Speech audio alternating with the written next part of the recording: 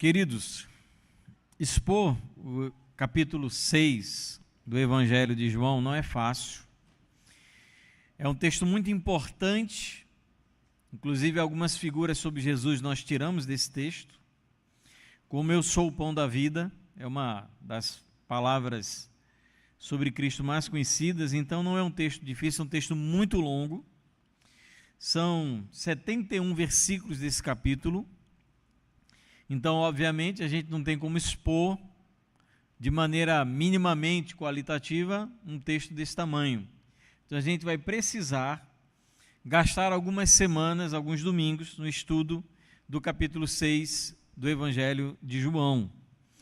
E existe algo bem curioso, bem característico do Evangelho de João, capítulo 6, que não é bem um discurso, é um diálogo. Então, esse capítulo 6, a partir do versículo 22 até o versículo 29, ele se trata não de um discurso propriamente dito, de um sermão, mas é um diálogo. Nós encontramos Jesus, ele dialogando com a multidão, e nós então tiramos algumas lições profundamente enriquecedoras desse capítulo, por isso que nós vamos gastar aí alguns domingos, 2 ou 3 domingos, só nesse diálogo de Jesus com a multidão.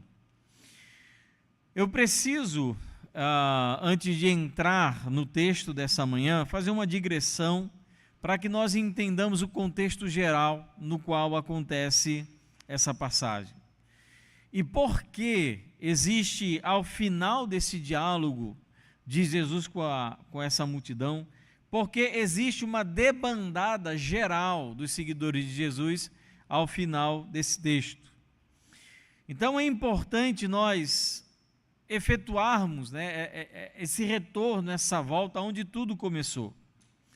Quando nós retornamos, a partir de um momento em que Jesus ele começa a atrair um considerável número de seguidores, Jesus ele faz o seu primeiro milagre no Evangelho de João, por ocasião das bodas de Caná, vocês lembram disso. E a partir desse momento, quando as notícias começam a se espalhar, Jesus ele começa a atrair um considerável número de seguidores. Lá no Evangelho de João, capítulo 4, versículo 45, ele é recebido na Galileia porque os galileus que estavam na época da Páscoa em Jerusalém viram os milagres e os sinais que Jesus realizava.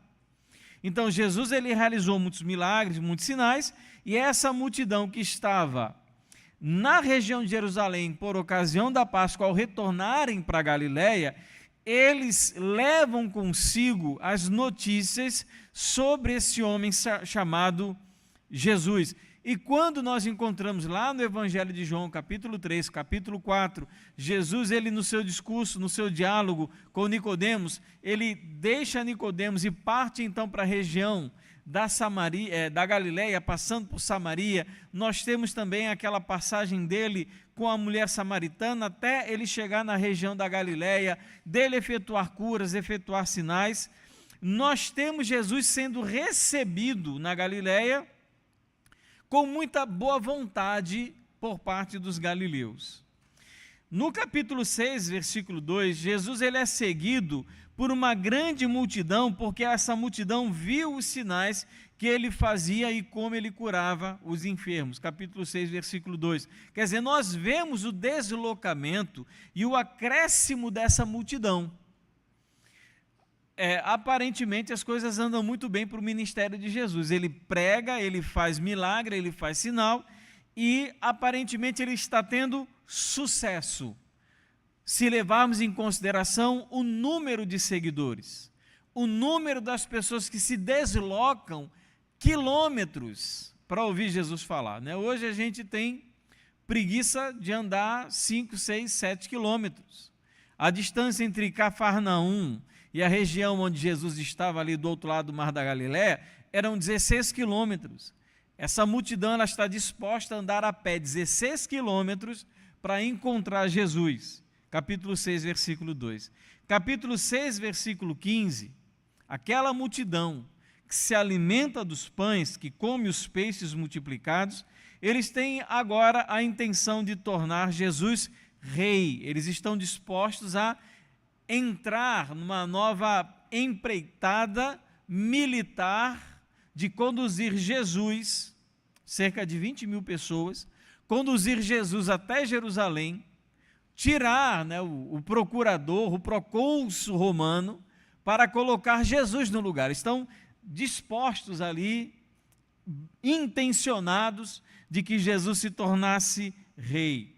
Nós temos aquela passagem que nós compartilhamos na nossa última pregação de Jesus, né, da passagem pelo mar, Jesus andando sobre as águas e retornando para a região de Cafarnaum, que era a região aonde ele morava e aonde ele desenvolveu boa parte do seu ministério público, na região de Cafarnaum.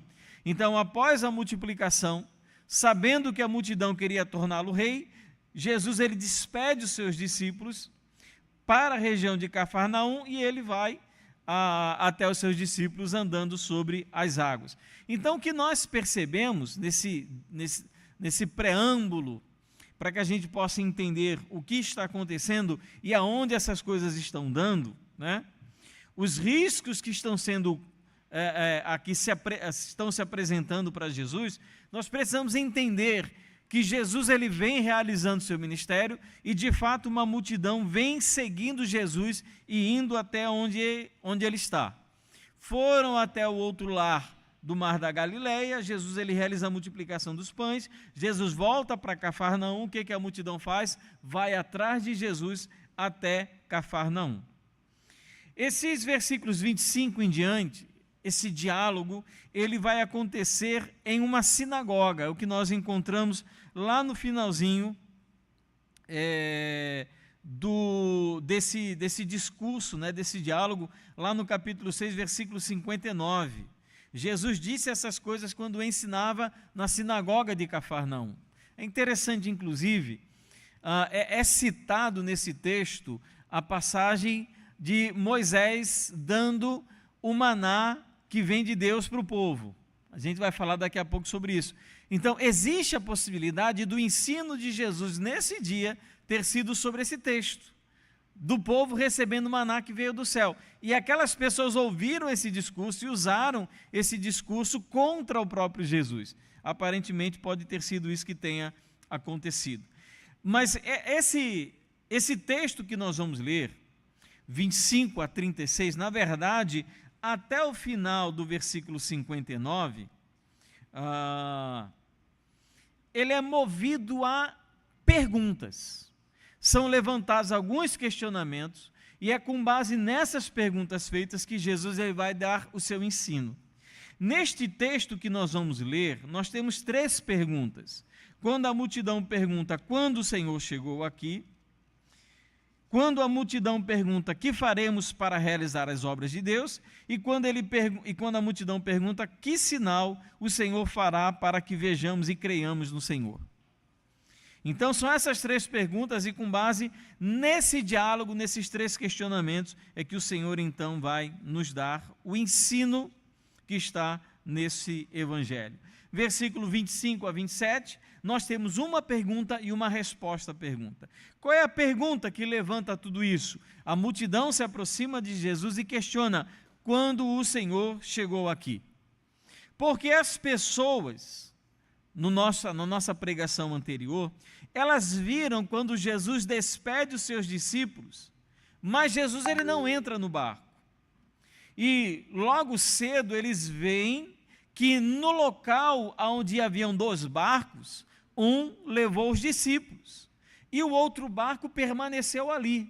Jesus, aonde ele está? Então a grande questão que se levanta e o que intriga a multidão é como o Senhor Jesus, ele partiu, para onde ele foi? E a multidão, assim, de uma maneira bem lógica, eles entendem que Jesus ele voltou para a sua cidade, que era a cidade de Cafarnaum. E quando eles chegam na sinagoga, eles são surpreendidos já por Jesus, não só em Cafarnaum, mas agora pregando também, e por curiosidade, a multidão questiona quando o Senhor chegou aqui. E como Jesus ele responde essa pergunta? Jesus ele não responde, ele não sacia a curiosidade daquelas pessoas, na verdade, ele faz uma acusação, versículo 26.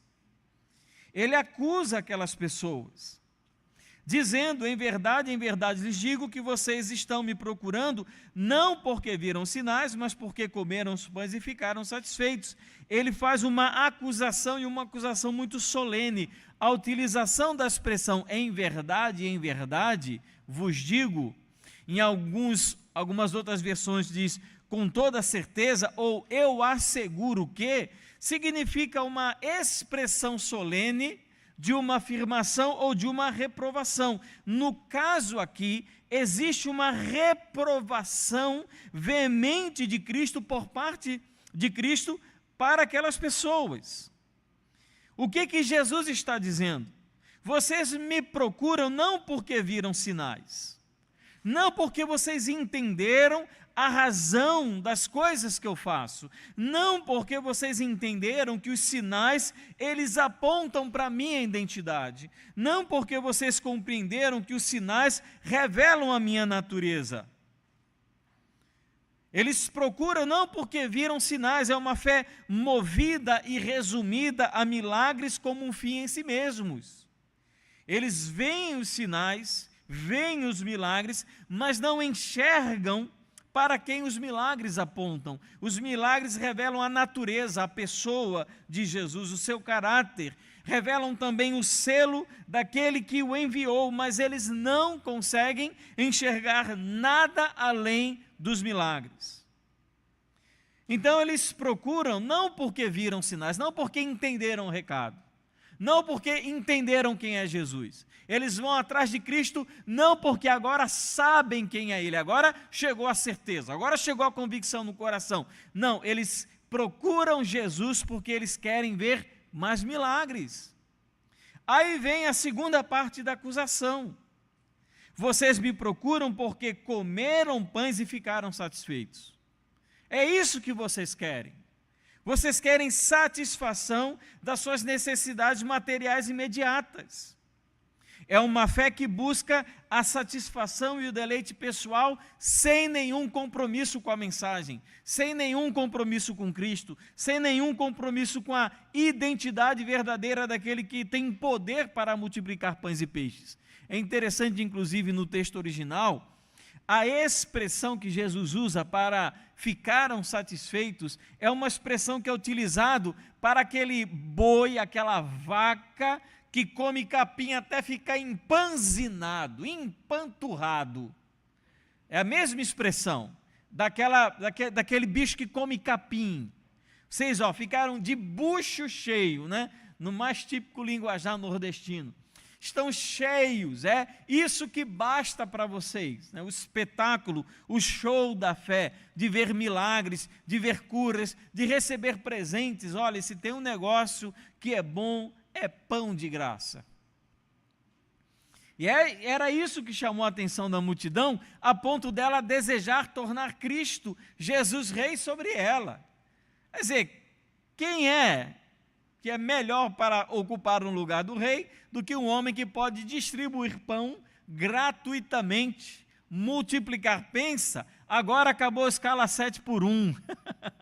Vai acabar isso tudo, ninguém vai mais precisar trabalhar como se trabalha, porque pão vai ser de graça. Chega de fila do SUS, o homem vai curar todo mundo.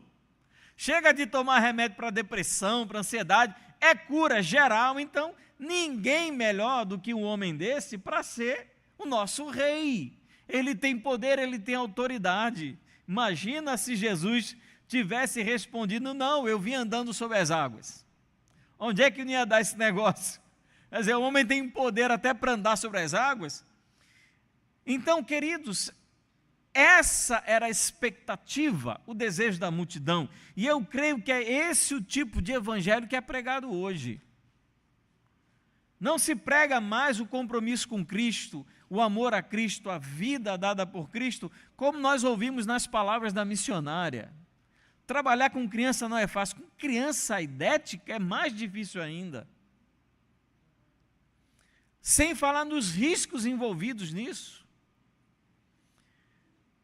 Então, essas pessoas, elas queriam os milagres, elas estavam atrás das coisas sobrenaturais que traziam respostas imediatas, eram curas imediatas, eram necessidades imediatas que estavam sendo supridas. Então, com base nessa perspectiva, nessa postura da multidão, acerca dos milagres que Jesus realizava, ele vai dar uma ordem.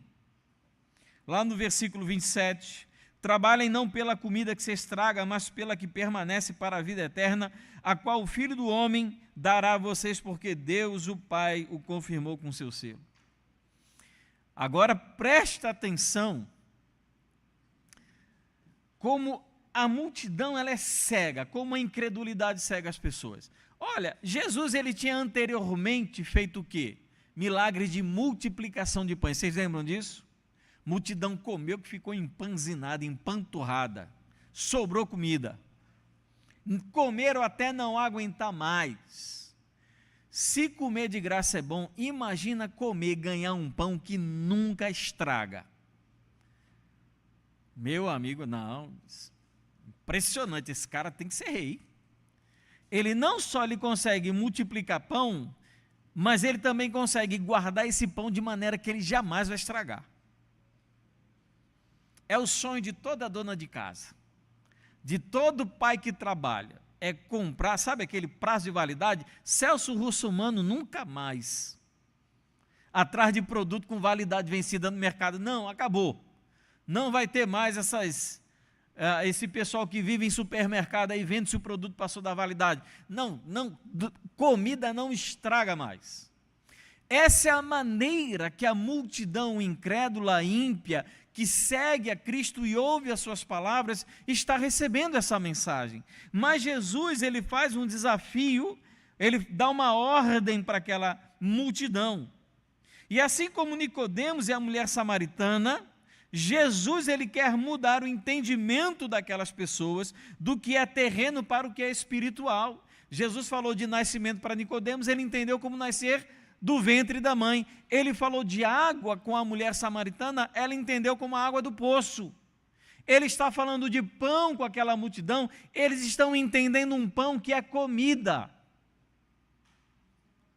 Ele fala que se deve trabalhar pelo alimento espiritual, um alimento que não perece, que não acaba. Um tipo de trabalho, de ação. Ele diz, trabalhem não pela comida que se estraga, mas pela comida que permanece para a vida eterna. Trabalhem por isso. Estejam envolvidos nesse tipo de atividade. Todo trabalho envolve esforço, envolve intenção, dedicação e às vezes sacrifício. E Jesus ele está chamando aquela multidão a não pedir pão que estraga, mas a pedir e trabalhar em favor de um tipo de alimento que jamais vai estragar. E então nós temos a nossa segunda parte do diálogo. O que faremos para realizar as obras de Deus, versículo 28 a 29. Jesus não falou de trabalho? O que a multidão quer saber? Como é que a gente faz isso então?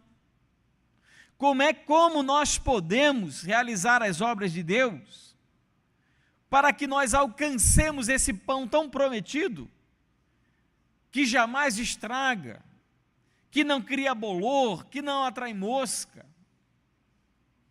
Jesus ele deu a ordem para que eles trabalhassem, e a multidão, pede detalhes sobre que tipo de trabalho é esse. Eles continuam pensando em coisas terrenas.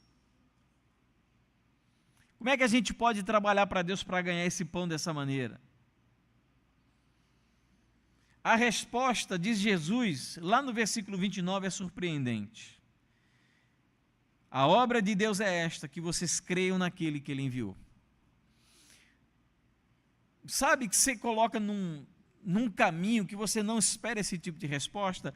Porque quando você fala sobre trabalho, você está falando de um esforço pessoal, de algo que você conquista com a sua própria capacidade. Não é isso o trabalho? Cada um ele consegue retirar do seu trabalho segundo as suas competências e capacidades. É você que faz, está nas suas mãos. É o seu sacrifício, é o seu esforço, é o seu conhecimento, é a sua capacidade de competência. Jesus está dizendo, esse pão, qual é o grande trabalho para conquistar esse pão? É crer, não é fazer por si. Então ele está dizendo que essa obra de Deus, a realização dessa obra, não é fazer algo, mas é crer naquele que é capaz de fazer. A obra de Deus que nos leva a possuir o pão da vida é crer no pão da vida. Não é fazer, não é por intermédio das nossas capacidades, obras e ações, não é o que eu faço, não é a minha competência, não é a minha ação, nem a intensidade da minha vida envolvida dos meus afazeres. A verdadeira obra é crer naquele que o Pai enviou. Essa é a obra que o Pai exige para que as pessoas tenham acesso ao pão da vida. Não outro tipo de obra. Então, irmãos, nada do que nós possamos fazer, e nós não podemos colocar o nosso serviço cristão, como nós temos falado na nossa escola bíblica dominical, como vai ser tema do nosso retiro e provavelmente tema do nosso culto de aniversário esse ano, nós não podemos elevar as nossas obras de serviço cristão ao patamar desse nível dessa obra de Deus para que tenhamos acesso ao pão da vida. Elas não têm esse propósito, não têm esse poder e não têm esse alcance. A única obra capaz de fazer com que o homem alcance o pão da vida é crer. Essa é a obra, é isso. Nada mais, não se exige nada, absolutamente nada mais. A obra é crer naquele que o Pai enviou. Pronto. Isso, querido, nos coloca em uma situação talvez um pouco complicada. Porque se o pão da vida vem para quem crê, e só para quem crê, é isso que o texto está dizendo, não adianta trabalhar, se esforçar, achando que isso vai conceder você o pão da vida, a eternidade, a salvação da sua alma. O que o texto está dizendo, ou é através da fé naquele que o Pai enviou, ou é não, em lugar nenhum. Ou eu sou salvo mediante a fé naquele que o Pai enviou, ou eu não sou salvo. Ou eu me alimento do pão que desceu do céu, ou eu não me alimento eternamente. João, ele tem muito isso, né? O Evangelho de João, ele apresenta esses contrastes a todo momento. Ou é isso ou não é nada. Então, meu irmão, entenda que todo o seu serviço, o jejum, a sua oração, a sua vinda ao culto, tudo isso é manifestação de pessoas que já se alimentaram do pão da vida. Mas elas não são o pão da vida é aquele que foi enviado pelo Pai. E isso nos leva à terceira e última pergunta dessa reflexão. Que sinal o Senhor fará para que vejamos e creiamos no Senhor? Jesus, ele não está dizendo, olha, a obra é crer naquele que o Pai enviou, nele mesmo. Agora a multidão intrigada quer saber. Jesus, ele fez uma afirmação muito ousada. Meus irmãos, Jesus se declarar como aquele que foi enviado pelo Pai é a expressão mais ousada de toda a Escritura. Não é do Evangelho de João. Jesus se identificar como aquele que foi enviado da parte de Deus, que ele é o pão da vida, mas ninguém, a maneira como o texto grego é construído, eu sou o pão, ele está dizendo apenas eu sou o pão da vida, ninguém mais. Essa é uma expressão extremamente ousada. É como se eu chegasse para os irmãos em algum tipo de loucura e dissesse, olha, eu agora sou Deus. Os irmãos iriam querer o quê? Provas de que de fato a minha fala coincide com a verdade. E a multidão, ela vai questionar, que sinal? É interessante, né? A multidão vinha vendo todo tipo de sinal. ela vem vendo todo tipo de milagre, Jesus realizando muitas coisas. O próprio Senhor Jesus, ele fala, vocês vieram não por causa dos sinais, porque ele tem dado sinal, ele tem demonstrado quem ele é, mas a multidão ela pede algum tipo de sinal que seja inquestionável. Nós queremos ver para que nós possamos crer. Que sinal o Senhor dá? E a multidão vai citar uma passagem muito interessante que tem tudo a ver com o capítulo 6, que é pão. Que é pão. Se alimentaram de pão no início do capítulo 6, Jesus inicia o seu discurso falando sobre pão, e agora eles vão chamar a atenção para um pão muito especial, que era o maná. Era o pão que caía do céu. A gente se depara com essa citação muito interessante de Êxodo capítulo 16. Quem está estudando a Bíblia, quem está lendo aqui a Bíblia em um ano, passou pelo texto de Êxodo capítulo 16, que é um momento em que os israelitas, eles começam a murmurar e a pedir pão. E Deus envia do céu pão, através de era um tipo de semente, um tipo de cereal, que caía à noite com o orvalho, e pela manhã o deserto ele estava coberto pelo maná. O que o judeu, o que o israelita, andando pelo deserto, pagava ou trabalhava por aquele maná? Nada, era de graça. Então, primeira coisa que nós temos de igualdade com aquele pão que eles comeram, que Jesus deu, não custou nada para eles. Assim como o maná caía do céu e também não custava nada. E ainda tinha um problema. O maná que foi dado pelo grande líder dos israelitas, Moisés, ele durava muito pouco. De um dia para o outro, ele já estragava, a não ser em dia de sábado. Eles só poderiam recolher o suficiente para aquele dia, ou seja, ele era muito perecível. O que Jesus está prometendo? Ele está prometendo um pão que não estraga.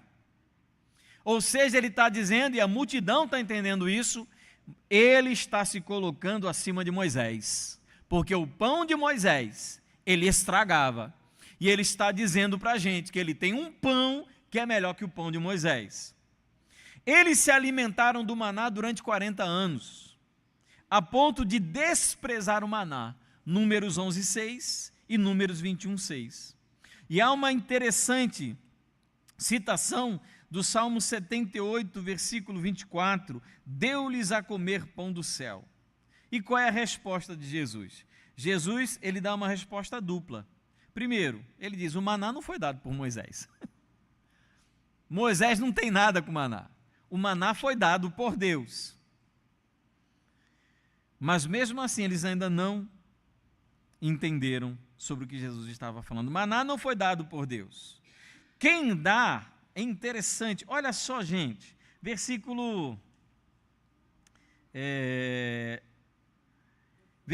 32, a gente tem que ler a Bíblia com muita calma, com muito cuidado. Jesus lhes disse, em verdade lhes digo, está vendo em verdade de novo? A mesma expressão, com toda a certeza, com toda a solenidade, com toda a seriedade eu digo, que não foi Moisés quem lhes deu o pão do céu para vocês. Olha só o que ele fala, quem lhes dá o verdadeiro pão. Ele podia ter dito quem deu, mas ele disse quem lhe dá. Ou seja, o que Jesus está dizendo? Que ele é o verdadeiro pão. Não é que o pão foi dado ou que será dado, que o pão está ali, ele foi dado naquele momento para aquele povo. O pão está diante deles. Aquilo que foi dado pelo céu, muito maior do que o maná, muito maior do que Moisés, está ali. O pão que Deus dá, o verdadeiro pão do céu, é meu Pai. Ele diz aí, versículo 32. O pão que desce, ele fala, o pão que desce do céu, olha só que interessante, versículo 33, porque o pão de Deus é o que desce, ele não fala desceu. Ele está falando tudo no tempo presente, porque Jesus está falando sobre ele mesmo. O pão que desce do céu. Inclusive, no original é o presente o tempo presente imperfeito, ou seja, uma ação que está acontecendo naquele momento. Ele é o pão que desce do céu. Isto é, ele é o pão que vem do próprio Deus. Aí ele continua. É o pão, porque o pão de Deus é o pão que desce do céu e que dá. Ele diz, não deu, nem dará. Ele diz que dá vida ao mundo. Jesus, ele está falando sobre ele. Os verbos apontam para ele. Ele é a concretização da promessa de Deus, desse pão que dá vida eterna a todo aquele que dele se alimenta. É uma realidade, é algo que aconteceu na história. E Jesus, ele fala sobre ele mesmo. Eu sou o pão, e esse pão, ele dá vida. Então não é um pão que tira a fome, não é um pão que impede a morte, é um pão que dá vida, que alimenta para a vida. E a multidão faz o quê? Claro, Senhor, dai-nos sempre deste pão. Eles não entenderam nada, não compreenderam sobre o que Jesus estava dizendo, mesmo usando os verbos, mesmo usando as palavras, mesmo apontando em todos os sentidos para si, a multidão continua cega. Senhor, dai-nos sempre deste pão, coisa boa. Já pensou, você está doente, come o pão, fica vivo? Você está quase morrendo, come o pão, fica vivo? Morreu, come o pão, fica vivo, olha que maravilha, Senhor. Então dá-nos sempre deste pão. E o que Jesus fala? Versículo 35, eu sou o pão da vida. Eu sou o pão da vida.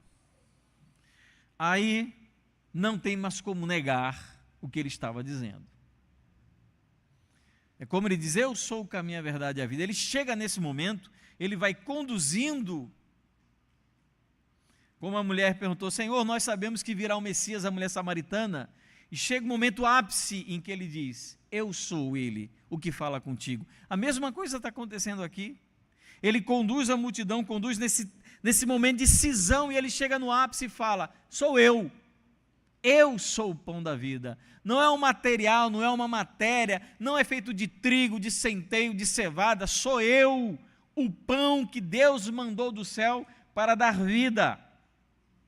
Quem vem a mim jamais terá fome, e quem crê em mim jamais terá sede. São duas realidades muito presentes na história de Moisés andando pelo deserto, fome e sede. Jesus é aquele que tira a fome, toda a fome espiritual, e mata toda a sede espiritual. E ele diz, vocês estão vendo, mas vocês não acreditam. Problema não é argumentação teológica. Problema não é discurso teológico. Problema não é apontar, não. É porque eu usei os versículos das 4 leis espirituais. Problema não é falar tudo certo, o problema é muito mais complexo, é muito mais difícil. A incredulidade é um mal que só é vencido pelo Espírito.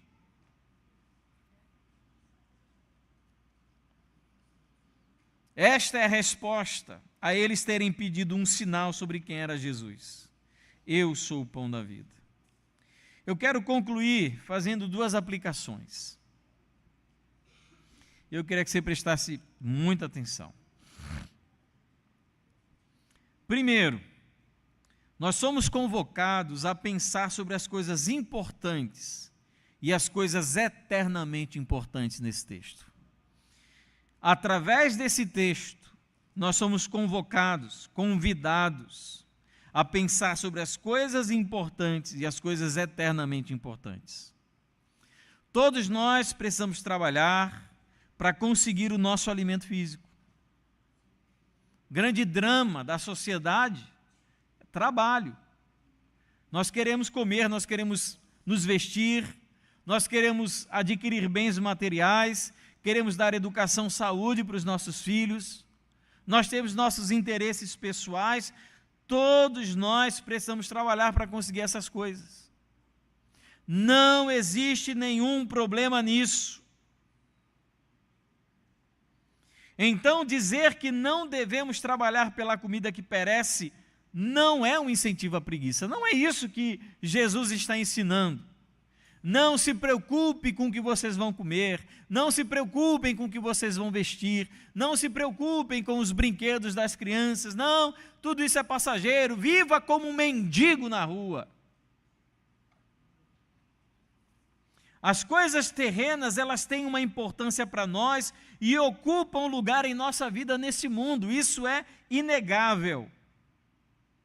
Então, esse texto não é uma convocação a negligenciar as coisas importantes dessa vida, como trabalho, como alimento, como suprimento material, como desenvolvimento pessoal. Esse texto não está dizendo para você, esqueça tudo que é material e terreno, preocupe-se apenas com o pão da vida, preocupe-se apenas com o espiritual. O texto não está falando isso. Nós devemos nos preocupar com as coisas terrenas, com certeza, mas nós devemos estabelecer bem as nossas prioridades. As coisas terrenas são importantes, mas elas não são as coisas mais importantes. Nenhuma dessas nossas atividades materiais nos conduzem à eternidade. Não tem valor eterno algum. Tanto que a palavra fala para nós não juntarmos tesouros onde as traças corroem, os ladrões roubam e a ferrugem fura. Às vezes estamos tão imbuídos e preocupados na aquisição de bens, que nós esquecemos das coisas que são muito, infinita e eternamente importantes para nós, ou deveriam ser, como por exemplo a conversão dos nossos filhos, a conversão dos nossos familiares, a proclamação do Evangelho. A gente chora porque o nosso filho tirou nota baixa, não passou no Enem, mas não se pergunta se aquela alma vai padecer eternamente no inferno. Não preocupe, não traz perturbação ao nosso coração. Então nós vamos colocar as coisas importantes no seu devido lugar, sabendo que tem coisas que são muito, muito mais importantes do que aquilo que nós comemos no nosso dia a dia. Primeira coisa, Jesus está dizendo para aquela multidão, vocês estão olhando para as coisas menos importantes se comparadas às coisas eternas. E como igreja está cheia de pessoas que não pensam na eternidade. Queridos, púlpito, igreja, deveria ser lugar onde as pessoas são preparadas para a eternidade. Viver aqui olhando para a eternidade. Não viver aqui de maneira licenciosa, desregrada, desrespeitosa, mas que a vida daqui seja um reflexo para a nossa vida na eternidade. Primeira aplicação. Segunda, nós somos convocados a trabalhar pela comida que dura para a eternidade. É interessante essa expressão de Jesus. Somos chamados a trabalhar. Somos chamados a fazer. Porque, amados, não se preocupar em demasia com coisas terrenas e passageiras não é garantia de ocupação com coisas espirituais. Se despreocupação em demasia com coisas terrenas fosse prova de espiritualidade, todos os mendigos seriam santos. Mas não são. Porque há muitos mendigos despreocupados com questões materiais. Vivem com o mínimo, ganham muito pouco, às vezes não ganham nada. Às vezes a única coisa que tem para viver é o Bolsa Família, não tem roupa, não tem casa, pronto, é o top, o ideal daquele cujas preocupações seculares foram embora. Mas eles são padrões? Não. De longe não são. O que eu quero dizer, amados, quando eu digo que nós somos convocados a trabalhar pela comida que dura para a eternidade e que necessariamente Você não se preocupar com aquilo que é terreno não quer dizer que você seja uma pessoa espiritualmente engajada. É isso que eu quero dizer? Pastor, eu não me preocupo, não tenho apego às coisas materiais. O que não quer dizer que você seja uma pessoa espiritualmente ativa e uma pessoa com muitos bens espirituais. Não quer dizer isso. Você pode ser negligente nas duas coisas. Pode ser negligente nas duas. Nem trabalha nem ora. Nem estuda e nem lê a Bíblia. Não é, eu estou desapegado dos bens. Grande coisa. Enfim, numa sociedade em que os pobres são a maioria, você ser uma pessoa despossuída é muito comum. Ou seja, você não é nada além do que todo mundo é. Luta pela sua vida com todas as suas forças, para você ter a sua casa, ter os seus bens, mas o que não quer dizer que você seja uma pessoa espiritualmente envolvida. Isso significa duas coisas. Primeiro, nada é mais importante do que conhecer e receber a Cristo. Isso no texto é gritante, absurdamente gritante. De que no coração de todo ser humano há uma fome que só pode ser saciada pelo pão da vida. No coração de todo homem, de todo pecador, existe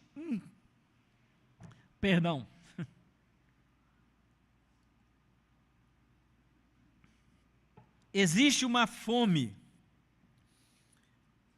do tamanho do pão da vida. E trabalhar nesse sentido significa ter fé salvadora em Jesus. Se você não tem isso, você continua uma pessoa faminta espiritualmente. Talvez você não sinta, não perceba, mas isso não torna você uma pessoa que não esteja mais faminta espiritualmente. Isso significa uma segunda coisa. Conhecer a Cristo nos leva a trabalhar em favor da comida que não perece. Porque quando eu conheço a Cristo, eu vou rever quais são as minhas prioridades. Eu vou colocar as minhas prioridades terrenas no lugar, e eu vou colocar as minhas prioridades eternas no lugar em que elas deveriam estar. Nada nos impede de trabalhar para o suprimento de nossas necessidades terrenas e materiais, mas os incentivos para trabalhar com olhos na eternidade são infinitamente maiores. Nada impede você de desenvolver toda a atividade comercial, intelectual, material. É como você pergunta a uma criança, o que você quer ser quando crescer? Tem tantas possibilidades, ela literalmente pode ser o que ela quiser. O que ela quiser. E não tem nenhum problema nisso. E ela deve ser incentivada a estudar, a ter um bom trabalho digno, a ser uma pessoa próspera. Nossos filhos, jovens, adolescentes, precisam ser incentivados a isso. A não ter uma vida de pobreza, de miséria, de se envergonhar porque não tem o que comer em casa, ou viver pela fé, que de fé, essa atitude às vezes não tem nada. Então eles precisam ser incentivados a isso, só que nós precisamos de um incentivo, não é do incentivo, mas de uma compreensão de que as coisas materiais, terrenas, passageiras têm a sua relevância, mas nós precisamos olhar para coisas que são eternas e são infinitamente maiores. Nós precisamos entender e trabalhar por essas coisas. Talvez você não tenha a melhor casa, talvez você não tenha o melhor emprego, mas faça desse emprego um trabalho para a eternidade. Ganhe bens materiais através desse trabalho chato, como diz no inglês, né? Boring, né? Aquele negócio bem entediante. Faça desse trabalho entediante uma maneira de alcançar benefícios espirituais eternos. Fale de Jesus, ore pelas pessoas do seu trabalho, compartilhe com elas do Evangelho, sirva essas pessoas, abençoe a vida delas, seja exemplo, seja modelo.